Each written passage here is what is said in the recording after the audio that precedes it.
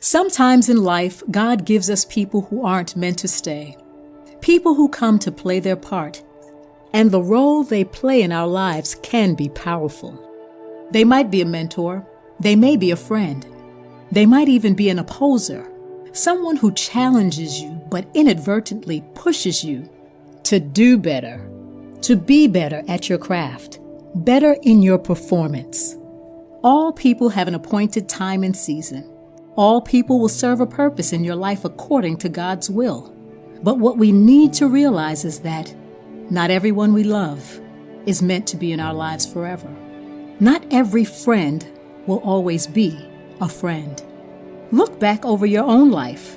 How many friends did you have years ago who are still friends today? They came and served a purpose whether you liked it or not.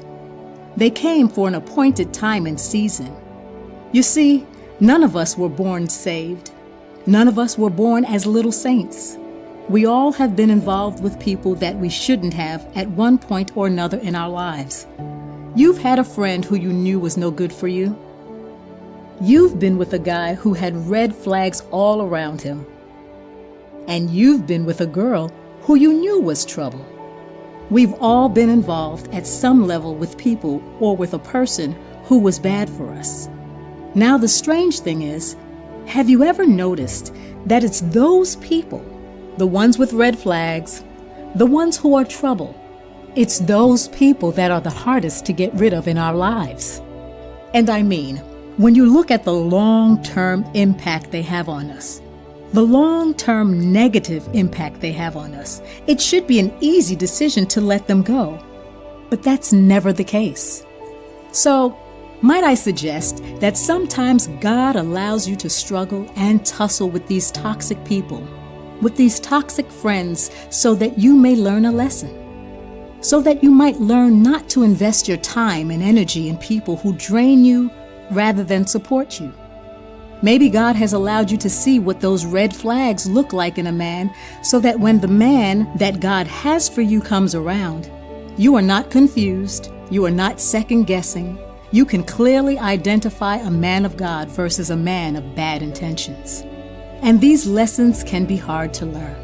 But the point I'm trying to put across to you is that God put specific people in our lives for a purpose.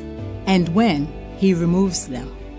If God removed someone from your life, let them go. Don't try to hold on to them when their appointed time comes to an end. If they are walking, let them walk. What God has for you will never pass you by. Learn to let go.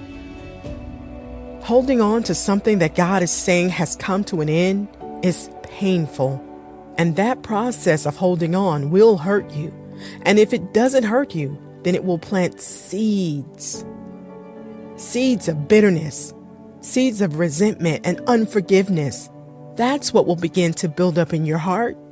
That's how Satan wants you to react. How could they do this to me? After all I did for them, how could they just treat me like that? You see, it's thinking like that that'll cause you to become disheartened.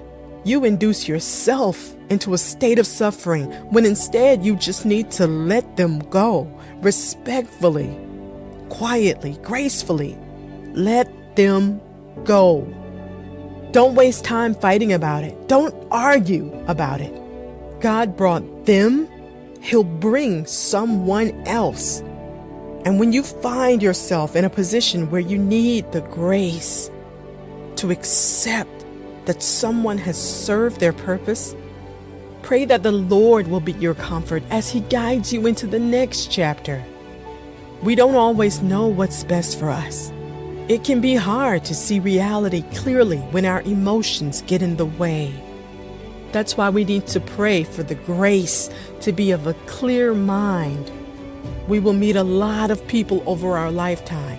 Without a doubt, there will be many that we will grow fond of, some that we'll be sad to let go of, others not so much, but we have to trust that God knows what He's doing. He knows what will help us. He knows what will harm us, and in the grand view of eternity.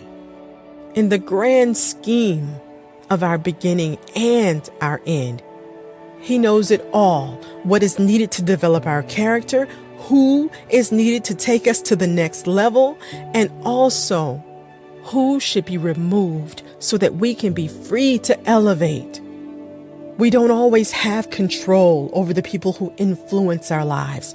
We can't always beg them to stay or force them to leave. But what we can control is our attitude. The Bible says, as much as it depends on you, live peaceably with all. Living peaceably means letting go of anger. It means letting go of malice. It means letting go of regret. It means letting go of what could have been and looking forward to what's ahead. God has so many relationships in store for you that you might not even know about yet. Don't miss out on the opportunities He's preparing for you because you're too focused on preserving something that was never going to last.